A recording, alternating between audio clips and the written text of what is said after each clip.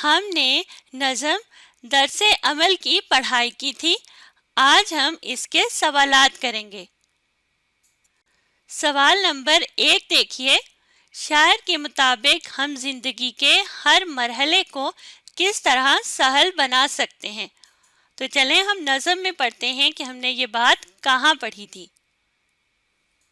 تو اس نظم کے شروع کے اشعار دیکھیے، اٹھو قدم قدم سے ملاتے چلے چلو، سب مل کے ایک راہ بناتے چلے چلو، منزل کی دھن میں جھومتے گاتے چلے چلو، ہر مرحلے کو سہل بناتے چلے چلو۔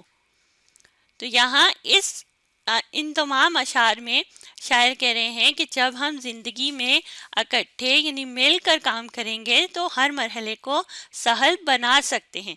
تو ہم جواب میں کچھ یوں لکھیں گے، شاعر کے مطابق ہم زندگی کے ہر مرحلے کو کس طرح کی جگہ ہم لکھیں گے، مل کے آگے بڑھ کر سہل بنا سکتے ہیں۔ تو ہم نے کیا کیا، کچھ حصہ ہم نے جواب کا سوال سے ہی لینا ہے۔ شاعر کے مطابق ہم زندگی کے ہر مرحلے کو یہاں تک لکھنے کے بعد ہم لکھیں گے مل کے آگے بڑھ کر سہل بنا سکتے ہیں، اور پھر سوالیہ نشان کو ہٹا کر خاتمہ کی علامت لگا دیں گے۔ اب باری ہے سوال نمبر 2 کی، مایوسیوں میں امید کے نغمے کس طرح چھیڑے جا سکتے ہیں؟ تو ہم نے نظم میں ایک جگہ پڑھا تھا مایوسیوں میں امید کے نغمے، تو چلیں دیکھتے ہیں ہم نے یہ بات کہاں پڑھی تھی۔ تو اس شعر میں دیکھیے، مایوسیوں میں چھیڑ دو نغمے امید کے، تاریخیوں میں جوت جگاتے چلے چلو۔ تو اس شعر کا پہلا مصرع جو ہے اس میں بات ہو رہی ہے مایوسیوں میں چھیڑ دو نغمے امید کے۔ تو اس کا مطلب یہ ہے کہ ہم اپنے کسی بھی ساتھی کو مایوس نہ ہونے دیں اور سب کو ساتھ ملا کر آگے کی طرف بڑھیں اور ان کو امید کی کرن ان کے دل میں جگائیں، یعنی امید پیدا کریں ان کے اندر۔ تو ہم جواب کے لیے کچھ حصہ سوال سے ہی لیں گے، مایوسیوں میں امید کے نغمے کس کا لفظ ہٹا کر لکھیں گے، اس طرح چھیڑے جا سکتے ہیں۔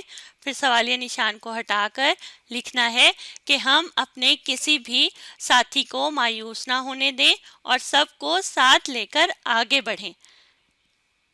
کیا ہم نے کیا؟ ہم نے لکھا مایوسیوں میں امید کے نغمے اس طرح چھیڑے جا سکتے ہیں کہ ہم اپنے کسی بھی ساتھی کو مایوس نہ ہونے دیں اور سب کو ساتھ لے کر آگے بڑھیں۔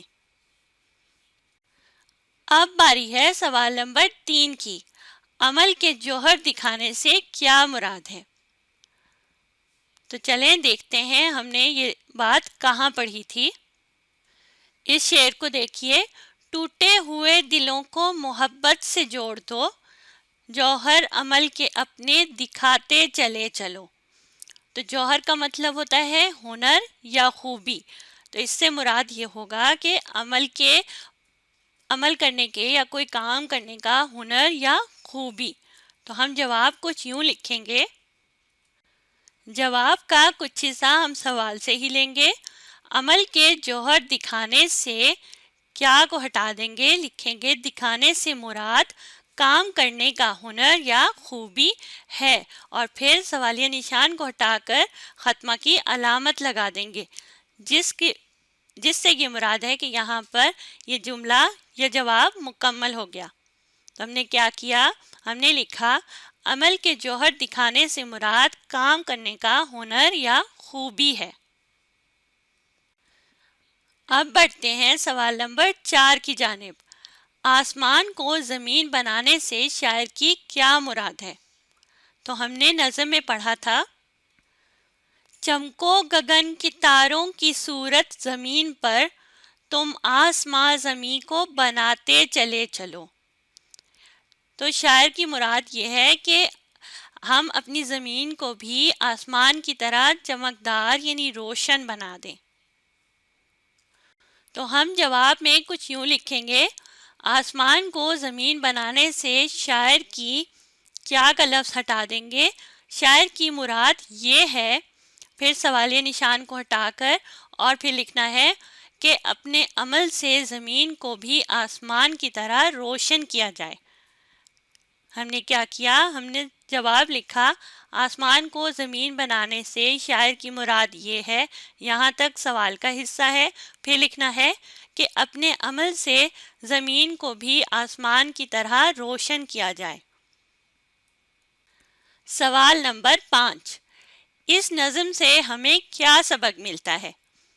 हमने इस नज़म में पढ़ा कि मिलकर काम करना चाहिए, मुसलसल मेहनत करनी चाहिए और सबको लेकर आगे बढ़ते जाना चाहिए, तभी हम कामयाब हो सकते हैं और दुनिया में अपना नाम पैदा कर सकते हैं। तो हम जवाब कुछ यूँ लिखेंगे, इस नज़म से हमें क्या का लफ्ज़ हटाकर इसकी जगह लिखेंगे ये, हमें ये सबक मिलता है, सवालिया निशान को हटा देना है और लिखना है कि मिलकर चलने, मुसलसल मेहनत करने और आगे बढ़ते रहने वाले हमेशा कामयाब होते हैं। यानी हिम्मत नहीं हारनी चाहिए, उम्मीद का दामन थामे रखना चाहिए, तभी हम कामयाब हो सकते हैं। तो हमने क्या लिखा है जवाब में? हमने लिखा इस नज़म से हमें ये सबक मिलता है कि मिलकर चलने, मुसलसल मेहनत करने और आगे बढ़ते रहने वाले हमेशा कामयाब होते हैं। अब आपने इस वीडियो को दोबारा देखना है और साथ साथ पढ़ने और समझने की कोशिश करनी है।